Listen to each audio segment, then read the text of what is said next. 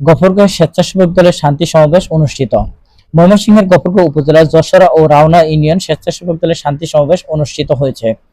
13 September শুক্রবার বিকেল 4 ঘটিকায় বারুল বাজারে শান্তি সমাবেশ অনুষ্ঠিত হয়। সে সময় গফরগাঁও উপজেলা স্বেচ্ছাসেবক দলের আহ্বায়ক মীর মননের সভাপতিত্বে গফরগাঁও উপজেলা স্বেচ্ছাসেবক দলের সদস্য সচিব সেলিম আহমদের সঞ্চালনায় সে সময় উপস্থিত ছিলেন গফরগাঁও উপজেলা স্বেচ্ছাসেবক দলের যুগ্ম আহ্বায়ক আব্দুল রিপন মিয়া, উপজেলা সাবেক ছাত্র দলের সভাপতি আতিকুর রহমান সানা, পৌর যুব দলের সাবেক সদস্য সুমন মিয়া,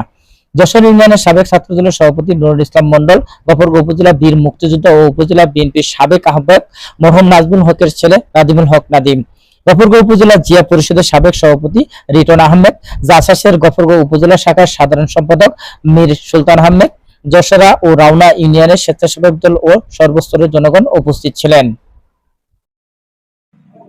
ধরেন ওই একটা মামলা আমি তো চার্জশিট মানে এরকম ছিল যে আমাদের 60 বছরের বৃদ্ধ একজন মানুষ, উনি নাকি রাত 2টার সময় বোমা তৈরি করেছেন এবং ওই বোমা উনি হাতিয়া হ্যাঁ রাত 2টার সময় ইট ভাটাই যায় ওই বোমা ফাটাইছে আর কি এরকম। স্বেচ্ছাসেবক দলের যুগ্ম আহ্বায়ক বিন্দু এবং উপজেলার সদস্য বিন্দু এবং উপস্থিত আছেন আমাদের গফরগাঁও উপজেলার সাবেক ছাত্র দলের